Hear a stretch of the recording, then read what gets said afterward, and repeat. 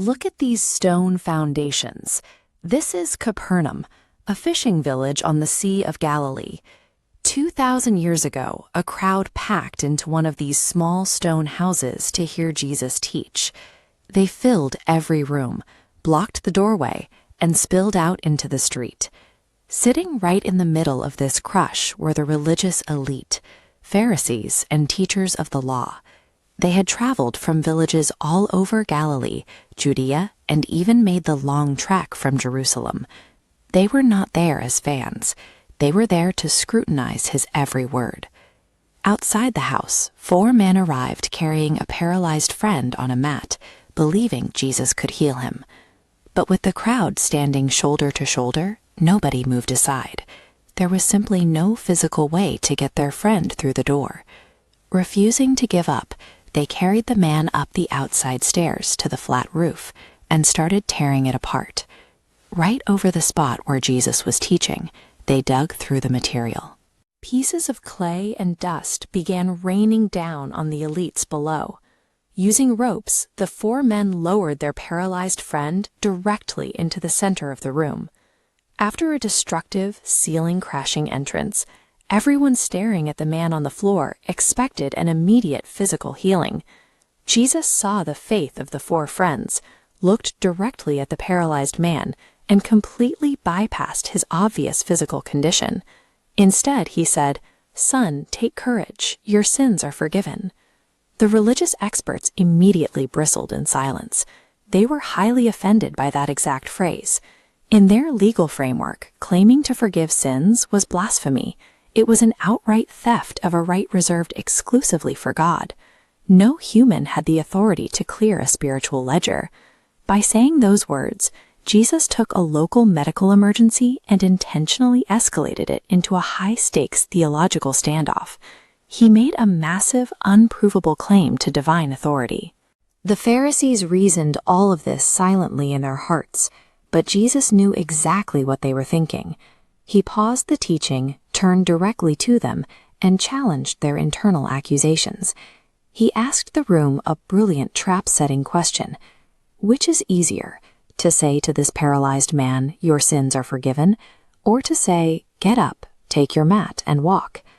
Look at the logic of this question. Anyone can say, "Your sins are forgiven." It is an unfalsifiable claim. Because spiritual forgiveness is completely invisible, it requires exactly 0 empirical evidence, making it impossible to disprove. Commanding a paralyzed man to walk is entirely different. It comes with an immediate binary test. The man either stands up or he stays on the floor. If his legs fail, the speaker is instantly exposed to the whole room as a fraud. Jesus walked willingly right into this logical trap. He chose to perform the harder, instantly verifiable physical action in order to empirically prove the easier, invisible spiritual claim. Jesus looked at the religious leaders and stated that the Son of Man has authority on earth to forgive sins. Then he turned to the paralyzed man and gave the verifiable command, "Get up, take your mat, and go home."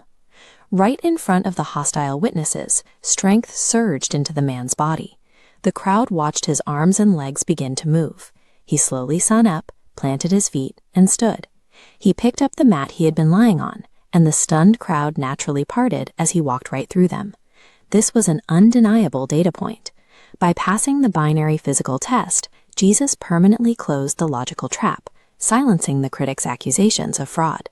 The visible healing of the body served as hard empirical evidence for a much larger reality, absolute authority over the invisible human soul. The catalyst for all of this was still visible right above them. The gaping hole in the roof stood as a testament to the persistent faith of the 4 friends, men who refused to accept obstacles and literally broke through barriers to reach Jesus. While the religious elite sat in total silence, the rest of the house erupted. The ordinary people watching began praising God, declaring that they had never seen anything like this before. Jesus used the restoration of a man's legs to prove an invisible reality.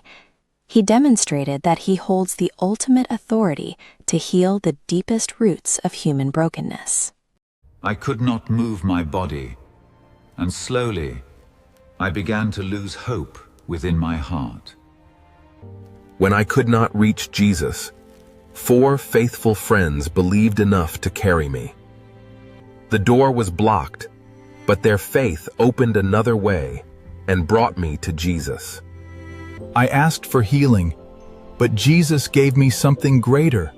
He forgave my sins. You watching me, do not lose hope. Let faith carry you directly to Jesus. If you feel forgotten, do not give up. Jesus still sees you and can raise you again.